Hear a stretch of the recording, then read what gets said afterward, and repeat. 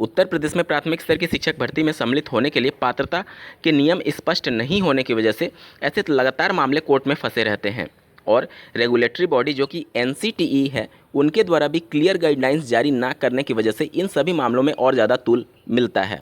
हाल ही में एनसीटीई ने 14 अक्टूबर 2021 को एक गजट जारी करते हुए 3 वर्षीय इंटीग्रेटेड एमएड बीएड कोर्स को भी प्राथमिक में मान्य किया था और आज से लगभग 3.5 साल पहले एनसीटी ने एक और गजट जारी किया था बीएड को प्राथमिक में शामिल करने के संदर्भ में। दोनों गजट को आप ध्यान से पढ़ेंगे तो उसमें एक वर्ड लिखा गया है कि इन अभ्यर्थियों की नियुक्ति पर विचार किया जाएगा। अब विचार किया जाएगा का क्या मतलब निकाला जाए, क्योंकि जब तक क्लियर गाइडलाइन जारी नहीं करेगा एनसीटी, तब तक राजनीतिक पार्टियां अन्य राज्यों में इसका राजनीतिक लाभ लेने के लिए इसको अलग तरीके से परिभाषित करती हैं। हाल ही में उत्तर प्रदेश में माननीय कोर्ट के द्वारा प्राथमिक स्तर की शिक्षक भर्ती में पात्रता को लेकर के एक बड़ा फैसला दिया गया है, जिससे बीएड, बीटीसी, बीपीएड और शिक्षा जगत से जुड़े सभी कोर्सेज के अभ्यर्थी प्रभावित हो सकते हैं। अंत तक जरूर जुड़े रहेगा इस वीडियो के साथ, बिना किसी पार्ट को स्किप किए हुए। नमस्कार दोस्तों, मेरा नाम है नीरज और आप देख रहे हैं करियर बिट यूट्यूब चैनल। अगर आप इस चैनल पर पहली बार विजिट कर रहे हैं तो इसको सब्सक्राइब करते हुए बेल आइकन को प्रेस करना ना भूलें। स्क्रीन पर आप एक आर्टिकल देख पा रहे होंगे, सहायक अध्यापक की नियुक्ति के लिए बीपीएड आवश्यक अर्हता नहीं। बीपीएड यानी कि बैचलर इन फिजिकल एजुकेशन।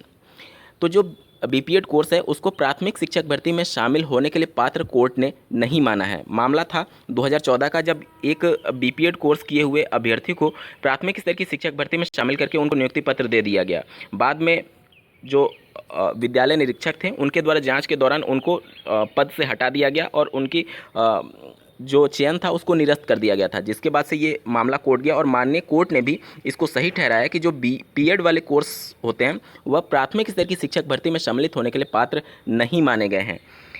साथ ही साथ यहाँ पर कोर्ट के द्वारा एक बहुत ही महत्वपूर्ण टिप्पणी की गई है जिसे आपको जानना बेहद ज़रूरी है।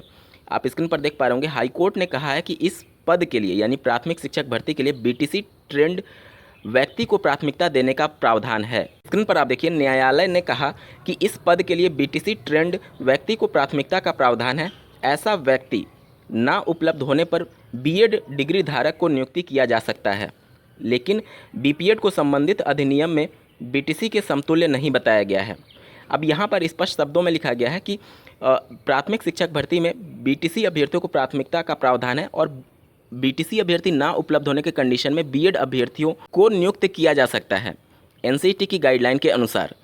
तो इसका क्या मतलब निकाला जाए, जो एनसीटी ने 28 जून 2018 को गजट जारी किया था प्राथमिक स्तर की शिक्षक भर्ती में बीएड अभ्यर्थियों को शामिल करने के संदर्भ में, तो क्या उसको ये माना जाए कि विचार किया जाए का मतलब यही होगा कि अगर डीएलएड वाले अभ्यर्थी ज़्यादा संख्या में हैं तो फिर वहाँ पर बीएड अभ्यर्थियों को द्वितीय वरीयता और बीटीसी को प्रथम वरीयता दी जाए। कोर्ट के इस फैसले से तो यही स्पष्ट हो रहा है। इसके अलावा आप दूसरी आर्टिकल भी स्क्रीन पर देख पा रहे होंगे, प्राथमिक स्कूलों में बीपीएड डिग्री धारकों की नियुक्ति गलत।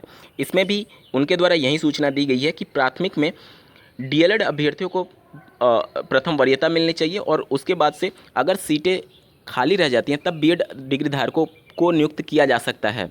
और ये फैसला हाल ही का है, तो कहीं ना कहीं एनसीटी की गाइडलाइन स्पष्ट नहीं होने की वजह से कोर्ट ने भी अपनी तरफ से चीज़ें स्पष्ट कर दी हैं कि प्राथमिक स्तर की शिक्षक भर्ती में बीपीएड डिग्री धारक मान्य नहीं है। बीटीसी अभ्यर्थियों को प्रथम वरीयता दी जानी चाहिए और बीएड अभ्यर्थियों को अगर बीटीसी अभ्यर्थी उपलब्ध नहीं है उस कंडीशन में नियुक्त किया जा सकता है। ऐसा स्पष्ट शब्दों में इस आर्टिकल में और माननीय न्यायालय ने अपने फैसले में कहा है। उम्मीद करता हूँ आप सभी को चीज़ें स्पष्ट हुई होंगी। इस वीडियो को देखने के लिए आपका बहुत बहुत धन्यवाद। भगवान करे आपका दिन शुभ हो।